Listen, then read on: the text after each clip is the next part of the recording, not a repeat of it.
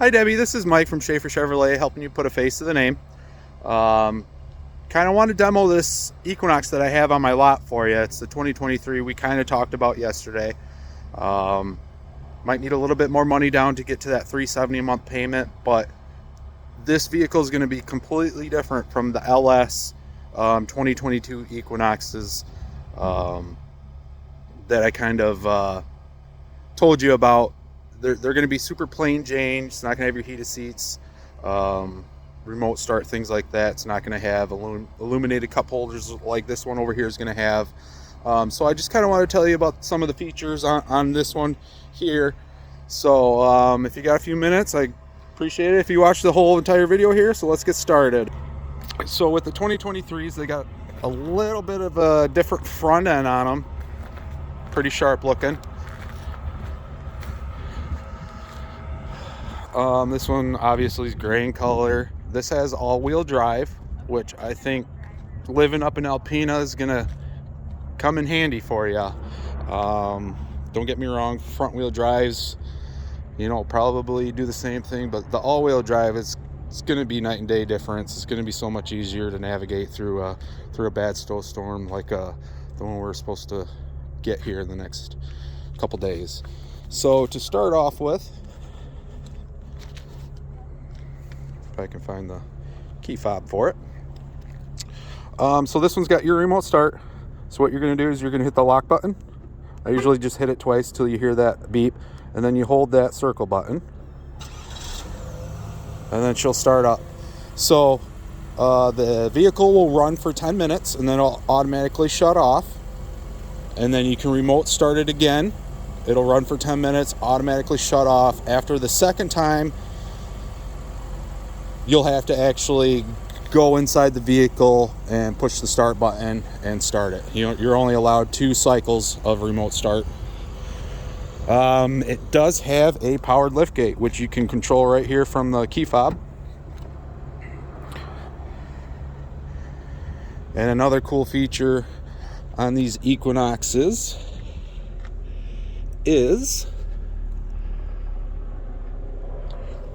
there is a lever somewhere my new car manager was telling me about that'll flip these seats down.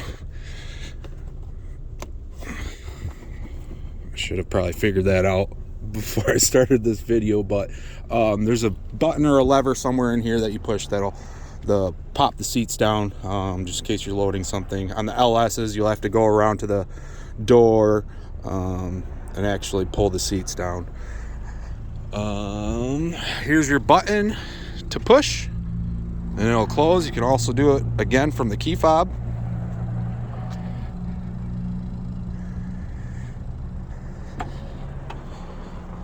And another cool thing about this one, let's say you got your hands full or you're on the phone and can't get to your key in your pocket, this little button right here, if you push that, will unlock it.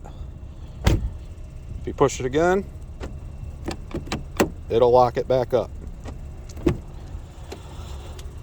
Let's say you're in your garage, you got a garage, and it's got a small garage door on it, and you accidentally hit your lift gate, and that lift gate goes all the way up. You can change that to 3/4 right here so that lift gate doesn't go all the way up, just in case you got a low-hanging garage. Coming inside, let's hit the push button there. And another cool thing about these 2023s is you have your all-wheel drive button right here. So you can turn it on, and then you can actually turn it off. Whereas previous years, if you got an all-wheel drive, they're on all the time. So that should save you. During the summer, you don't need all-wheel drive really. So front-wheel drive, save you a mile or 2 a gallon on gas. This one's got 41 miles on it. Another cool feature on this one, heated steering wheel. Now, if you're like me and you got bad circulation, the heated steering wheel for your hands is awesome to have. Like super nice feature. Of course, you got your heated seats right here. You have dual climate.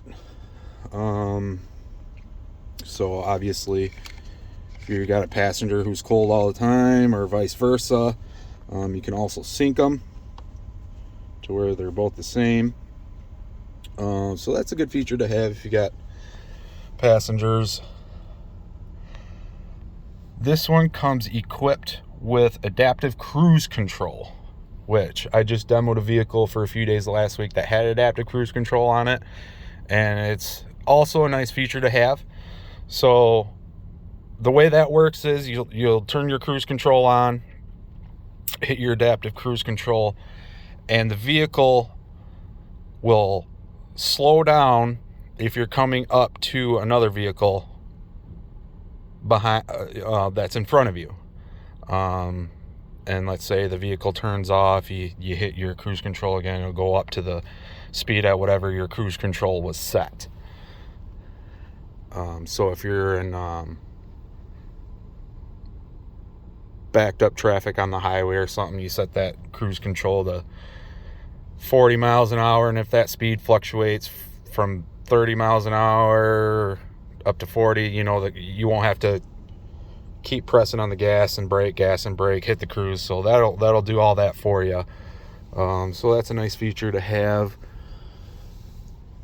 This one has a bunch of cameras on it, which I will show you. Let's put it in reverse.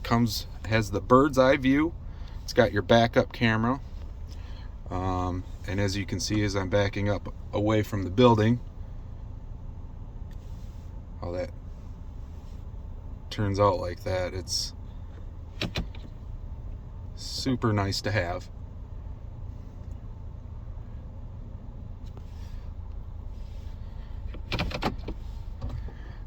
It also has other modes on it.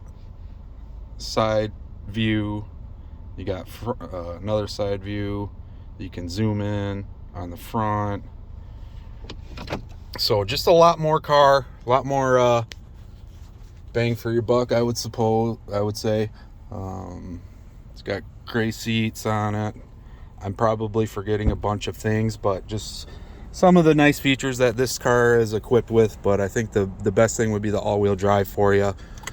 So I just kind of wanted to show you this real quick. Like I said, the LSs aren't going to come with any of that. So yeah, it's a pretty nice car. So I'll send this video to you, watch it, and then just let me know what you think.